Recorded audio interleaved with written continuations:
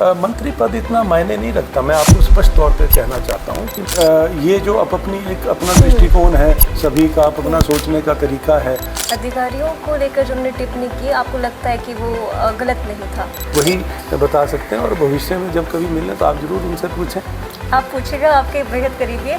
माननीय मुख्यमंत्री जी, जो 6 बार के मुख्यमंत्री थे, स्वर्गीय वीरभद्र सिंह जी, उन्होंने इच्छा जाहिर करी कि उन्हें अर्की से चुनाव लड़ना है। तो पहली बार में तो नेचुरली मैं तो एक इंसान हूँ, और मैं सच कहूँगा कि मैं बड़ा मायूस हो गया था, बहुत मायूस हुआ। क्रिकेट के मैदान से निकलकर एक युवा राजनीति में कदम रखता है, पार्षद बनता है और फिर विधायक बनता है, और फिलहाल हिमाचल में इनके समर्थक इन्हें मिनिस्टर इन वेटिंग मान रहे हैं। इसका कारण भी है। दरअसल Virbhadra Singh school of thought की बात प्रदेश में कई नेता करते रहे हैं, पर ये नेता वो है जिन्हें सुखविंदर सिंह सुक्खू ऑफ थॉट का मेधावी कहा जाता है। सीएम सुक्खू के संघर्ष के साथ और अब सत्ता के साथी, पर क्या ये कैबिनेट के साथी भी बनेंगे? बात आज यहीं से शुरू करेंगे। पहले स्वागत करते हैं अर्की के विधायक और पूर्व सीपीएस संजय अवस्थी जी का। तो बहुत बहुत स्वागत है फर्स्ट वर्डिक्ट में। धन्यवाद। देखिए, पहला सवाल यही है आपसे कि विरोधी कहे या फिर विपक्ष कहे, यही आरोप लगाते हैं कि मित्रों की सरकार है, और आप सुखविंदर सिंह सुक्खू के बेहद करीबी है, घनिष्ठ मित्रता है, लेकिन परम मित्र को अभी तक मंत्री पद नहीं मिला। क्या कारण मानते हैं? देखिए, सबसे पहले तो मैं कहूँगा कि माननीय मुख्यमंत्री जी के सभी मित्र हैं, और जिन परिस्थितियों से लड़कर वो आज इस सर्वोच्च स्थान पर पहुँचे हैं, उसमें सभी का योगदान है। और अपना जो उनकी शैली है सबको साथ लेकर चलने की, तो मैं समझता हूँ कि इसमें किसी को भी कोई इस बात से शंका भी नहीं होनी चाहिए और तकलीफ़ भी नहीं होनी चाहिए, क्योंकि जो टीम होती है, इससे टीम वर्क, और टीम में सभी जो है वो मित्र की तरह उन्होंने सबके साथ जो उनका व्यवहार रहता है, और हर एक कार्यकर्ता उनका मित्र है। रही बात मंत्री पद की, तो मैं समझता हूँ कि मंत्री पद जो हिमाचल प्रदेश में उसका एक स्पेसिफिक नंबर्स होता है, और मेरे लिए तो मैं विधायक बनकर जब मैं विधानसभा में पहुंचा, तो एक मेरी जो लोगों के द्वारा मुझ पर आशीर्वाद रहा, और उनके सहयोग से जो मुझे विधायक बनकर विधानसभा में जाने का मौका मिला, अपने आप में ये एक मंत्री पद से कम नहीं है, क्योंकि एक बहुत बड़ी जिम्मेवारी जो मुझे मिली है, और लोगों की जो उम्मीदें हैं, जो आशाएं हैं, उस पर मुझे खरा उतरना है। और इन 3 वर्षों के कार्यकाल में मेरा हर संभव प्रयास रहा कि मैं उनकी आशाओं के अनुरूप कार्य करूं, और अपने क्षेत्र की समस्याओं के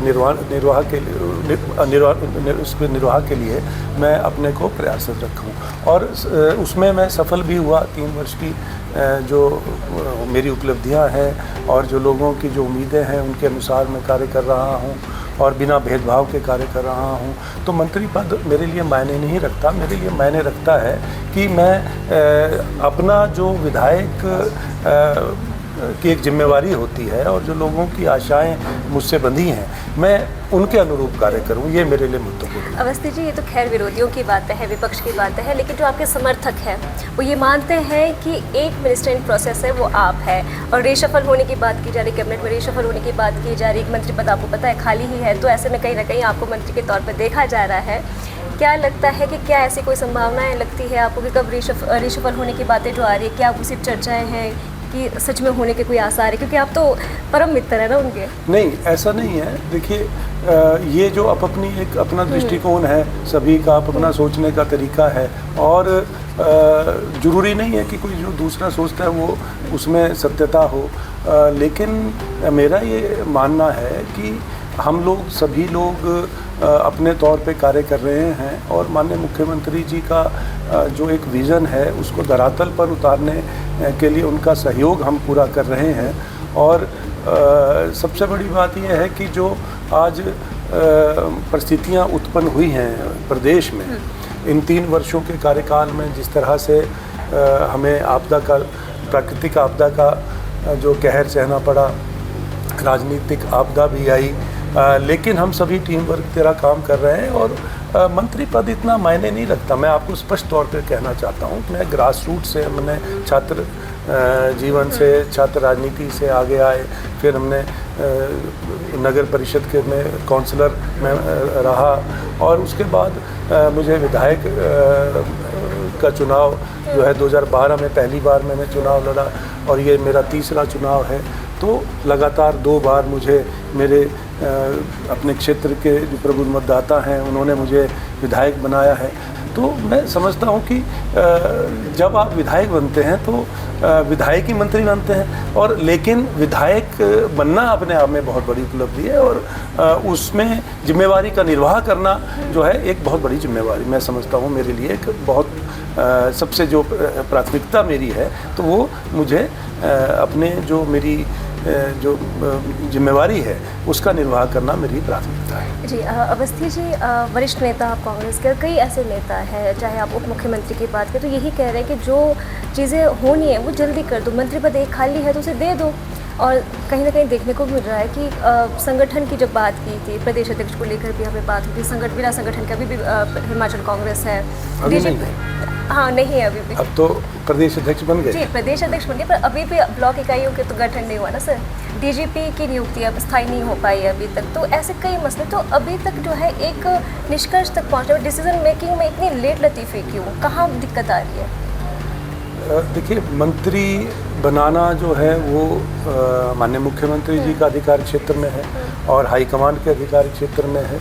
और आपने जो कहा कि संगठन जो अभी बना नहीं है, हमारे प्रदेश अध्यक्ष की नियुक्ति हो गई है, विनय जी को प्रदेश अध्यक्ष बना अभी से नहीं। अब देखिए अभी समय कितना हुआ उनके नियुक्ति पे, अब आगे की जो प्रक्रिया चल रही है, जिलाध्यक्ष उनका जो है उनको बनाने की प्रक्रिया चल रही है, जल्दी ही जिलाध्यक्ष बन जाएंगे। इसी तरह से जो प्रदेश की कार्यकारिणी जो है वो बन जाएगी। हमारी प्रक्रिया शुरू हो गई है, प्रदेश अध्यक्ष बनने के बाद इसमें और तेज़ी आ गई है और जल्दी ही जो है वो प्रदेश कार्यकारिणी का गठन भी होने वाला है और जिला कार्यकारिणियाँ भी बनने वाली हैं और ब्लॉक स्तर तक जो है हमारी कार्यकारिणी बनने वाली है। तो वो जल्दी ही होगी और आप इंतज़ार करिए, इसमें ज़्यादा इंतज़ार नहीं करना पड़ेगा। तो ये मेरा कहना है। जी देखिए, कांग्रेस में प्रदेश अध्यक्ष तो थे ही ना, प्रतिभा सिंह जी थे, तो जो कांग्रेस का मर्ज था वो तो यही था कि ब्लॉक इकाइयाँ नहीं हैं आपके, है ना, बिना कार्यकर्ता सारे निराश बैठे हैं, तो यही एक मसला था। तो क्या लगता है आपको कि कब तक जो है ये हो जाना चाहिए? बहुत जल्दी हो जाएगा, मेरा ये मानना है कि बहुत जल्दी ही जो है वो अब अंतिम चरण पे है।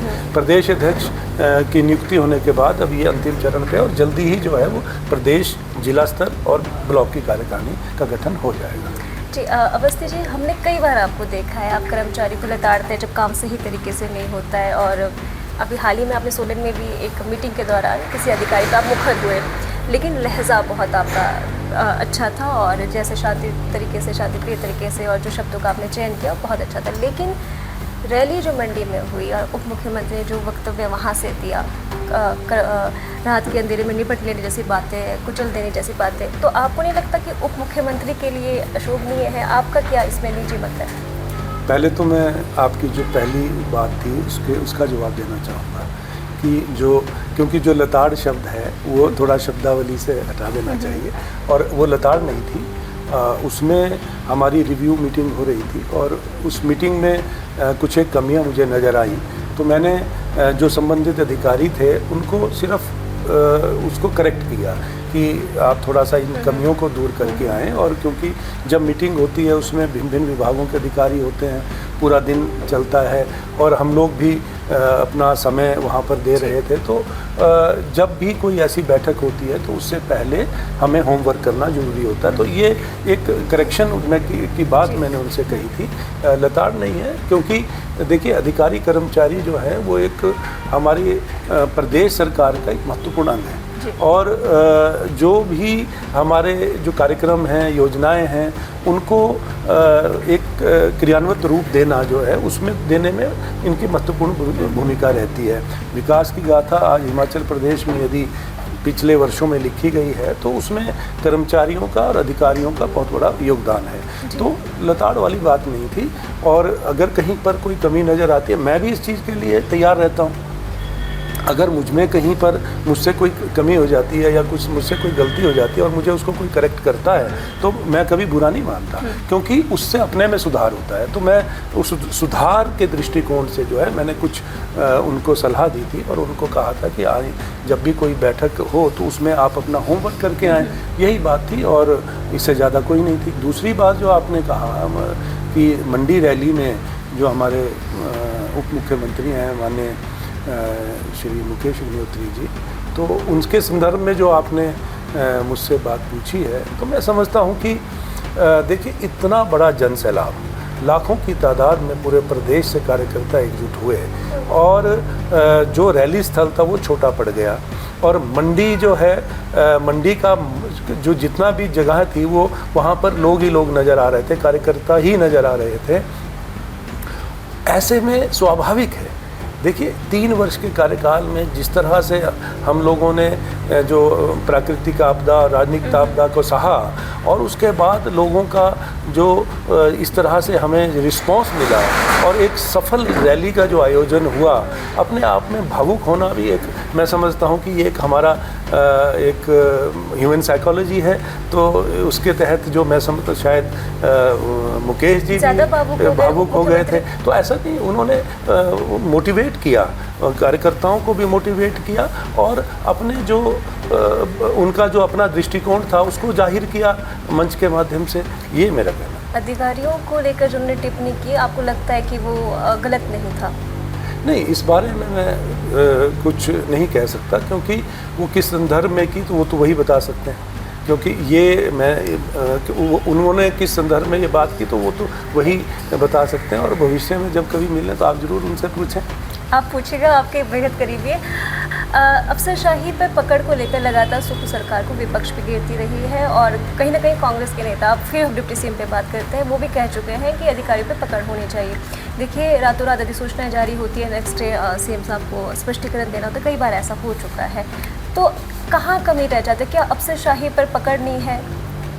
नहीं, ऐसा नहीं है। माननीय मुख्यमंत्री जी बहुत अच्छा कार्य कर रहे हैं, विजनरी हैं और जो व्यवस्था परिवर्तन की जो बात पहले दिन से जो माननीय मुख्यमंत्री जी करते रहे हैं, आज इन 3 वर्षों में आपने भी देखा कि व्यवस्था परिवर्तन हुआ है, बहुत से कड़े फैसले लिए गए हैं और जो सुधार की प्रक्रिया जो है वो जारी है और ग्रामीण क्षेत्र की आर्थिकी पे फोकस है। और क्योंकि उनका ये मानना है कि जब तक ग्रामीण क्षेत्र की आर्थिकी मजबूत नहीं होगी तो हमारा प्रदेश आगे नहीं बढ़ेगा, उस पर उनका जो है फोकस है। और अफसरशाही के बिना तो ये संभव नहीं है और ये सिर्फ एक, मैं समझता हूँ कि अपनी एक सोच है कि ये इस चीज़ को हाईलाइट किया जा रहा है, अदरवाइज़ आंतरिक स्तर पे अगर देखें ऐसी कोई बात नहीं है। हम लोग टीम वर्क की तरह काम कर रहे हैं, सबकी अपनी एक भूमिका है और सब अपनी भूमिका के अनुसार जो है कार्य कर रहे हैं और अपने जो ये कार्यक्रम है, प्रदेश के कार्यक्रम है, माननीय मुख्यमंत्री जी के का जो विज़न है उसको आगे बढ़ाने में अपनी निर्णायक भूमिका निभा रहे हैं। अवस्थी जी, हालांकि मेरे क्वेश्चन का पार्ट नहीं था, जैसे कि आपने कहा कि ह्यूमन साइकोलॉजी होती है, भावुक हो गए थे डिप्टी सीएम साहब। नहीं, मेरा ये नहीं कहना कि हो गए थे, मैंने कहा कि हो गए होंगे, क्योंकि इतना बड़ा जन सैलाब देखकर कोई भी भावुक हो जाए, क्योंकि एक एक्साइटेड बोल सकते हैं। बिल्कुल बिल्कुल, ये जो इतना बड़ा जन सैलाब था, मैंने भी अभी तक की आज तक की सबसे बड़ी रैली जो अगर देखी तो मंडी में देखी और उसके बाद दिल्ली में देखी।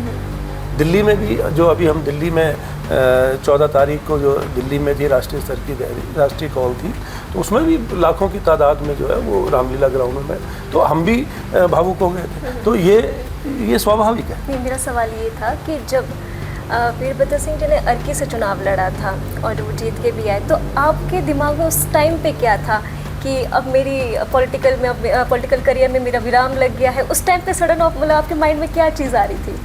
क्या सबसे पहले क्या किया आपने उस टाइम पे? नहीं, मैं देखिए मैं बिल्कुल सच बोलूँगा और देखिए जब मैं काफ़ी समय से बहुत संघर्ष कर रहा था और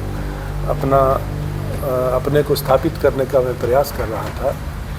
पहला चुनाव 2012 में जब मैंने लड़ा तो मैं मात्र 1035 वोटों का अंतर था, तो मैं चुनाव हारा, मैं जीत नहीं पाया था। तो लेकिन मैंने हिम्मत नहीं हारी, बिकॉज़ मेरी जो पृष्ठभूमि है खिलाड़ी की रही है, राष्ट्रीय स्तर के खिलाड़ी की रही है। और मैंने क्योंकि जो खिलाड़ी अच्छा एक स्पोर्ट्समैन होता है उसमें कंपटीशन की भावना होती है, प्रतिस्पर्धा की भावना होती है, तो वो मेरे अंदर थी।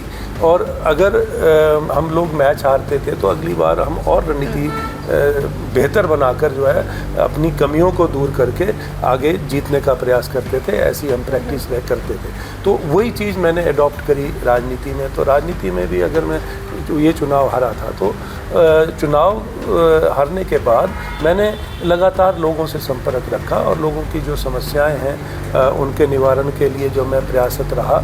और साथ ही साथ जो है मैं अपना एक रोड मैप जो मैंने बनाया था वो उसको मैं उस पर चलता रहा, उसको फॉलो कर रहा था। तो 2017 में 5 साल में लगातार काम करता रहा, लोगों से संपर्क में रहा। और 2017 में जब माननीय मुख्यमंत्री जी जो 6 बार के मुख्यमंत्री थे स्वर्गीय वीरभद्र सिंह जी, उन्होंने इच्छा जाहिर करी कि उन्हें हरकी से चुनाव लड़ना है। तो पहली बार में तो नेचुरली मैं तो एक इंसान हूँ और मैं सच कहूँगा कि मैं बड़ा मायूस हो गया था, बहुत मायूस हुआ मैं, क्योंकि मैं उसमें कुछ भी नहीं कर सकता था। इतने बड़े जो एक हस्ती जो है, एक चुनाव उन्होंने अर्की से लड़ना है, तो मेरा तो वहाँ पर कोई मुकाबला ही नहीं था। थोड़ी देर के लिए तो कुछ समय के लिए तो मैं बड़ा मायूस हुआ, लेकिन अपने आप को फिर संभाला। और राजनीति में परिस्थितियाँ बदलती हैं और अपने को आपको स्टैंड रखना होता है। तो मैंने देखा कि फिर कई तरह के विचार मन में आते रहे। फिर मगर फिर मैं एक चीज़ पर फोकस हो गया कि मैंने देखा कि अर्की विधानसभा क्षेत्र से 6 बार के जो मुख्यमंत्री रहे वो उन्होंने अपना मन बनाया है चुनाव लड़ने का, तो मेरे लिए एक सौभाग्य की बात है। और ये इसलिए मैं कह रहा हूँ कि उनका चुनाव वहाँ से लड़ना अपने आप में जो है एक इतिहास बना। और कि अर्की विधानसभा क्षेत्र एक ऐसा विधानसभा क्षेत्र जहाँ से पूर्व में मुख्यमंत्री रहे, वो उन्होंने चुनाव लड़ा। तो मैंने फिर भी अपना जो कार्य करना जो नहीं छोड़ा, मैं लगातार लोगों से संपर्क में रहा। विधायक बने माननीय स्वर्गीय वीरभद्र सिंह जी, और विपक्ष में रहे, भारतीय जनता पार्टी की सरकार बनी। स्वास्थ्य उनका थोड़ा बिगड़ता रहा और मैं लगातार लोगों में रहा। और अनफॉर्चुनेटली जब वो नहीं रहे तो मुझे मौका मिला, और मुझे जब मौका मिला बाई इलेक्शन का, तो वो जो मेरा कार्य करने का जो रोड मैप जो मैंने बनाया था और जो लगातार मैं लोगों से संपर्क में रहा था, तो उसका मुझे लोगों ने जो है आशीर्वाद के रूप में मुझे विधायक बनाया। और विधायक बनकर मैं विधानसभा में पहुंचा और लगभग 1 साल का छोटा सा कार्यकाल मुझे मिला था। और उसमें मैंने लोगों की आवाज़ को बुलंद किया, अपने क्षेत्र की समस्याओं को उठाया, और हर एक छोटी और बड़ी समस्या को मैंने विधानसभा के पटल पर उठाया और अपनी एक पहचान वहाँ पर मैंने स्थापित करी। और यही वजह रही कि लगातार दूसरी बार जब आम चुनाव हुए तो मुझे मेरे प्रदेश हमारी जो क्षेत्र के मतदाता हैं और उन्होंने मुझे लगातार दूसरी बार विधायक बनाया। और अब 3 वर्ष का जो कार्यकाल अभी हुआ है, इसमें मैं लगातार जो है मेरी ये कोशिश रहती है कि बिना भेदभाव के अर्की का सर्वांगीण विकास करवाना ही मेरा लक्ष्य है, सोच है। और कुछ नई योजनाएं लेकर मैं जो है वो अपना कोशिश कर रहा हूँ कि अपने अर्की विधानसभा क्षेत्र का स्वरूप बदलूँ और अर्की विधानसभा क्षेत्र को एक आदर्श विधानसभा क्षेत्र के रूप में स्थापित करूँ। जी अवस्थी जी, अगर राजनीति की बात की जाए, क्योंकि तो एक नेता थे जो वीरभद्र सिंह के बेहद करीबी थे, उनका हनुमान कहा जाता था। लगता नहीं था कि वो भी बिना पद के भी वो किसी पद पे हैं, ऐसा प्रतीत होता था। फिर वो चुनावी मैदान में उतरते हैं, अब वो बीजेपी के हो गए हैं। कैसे आप देखते, क्या ये आपके लिए एडवांटेज है या फिर आपके लिए कहीं ना कहीं एक कह सकते कि एक नई चुनौती बन के सामने आ गई है? नहीं, मैंने ज़िंदगी में चुनौतियों का सामना किया है, चुनौतियों का सामना करके मैं आगे बढ़ा हूँ। और मैं कभी भी अपने विरोधी को देखकर जो है मैं अपने कार्य करने की जो मेरी शैली है उसको नहीं बदलता हूँ। मैं अपना जो मेरा एक रोड मैप है मैं उसके हिसाब से चला हूँ, और मुझे सिर्फ अपने क्षेत्र का विकास करना है, अपने क्षेत्र के विकास की योजनाओं को आगे बढ़ाना है, और हमारे जो लोगों की जो समस्याएं हैं उनका निवारण करना है।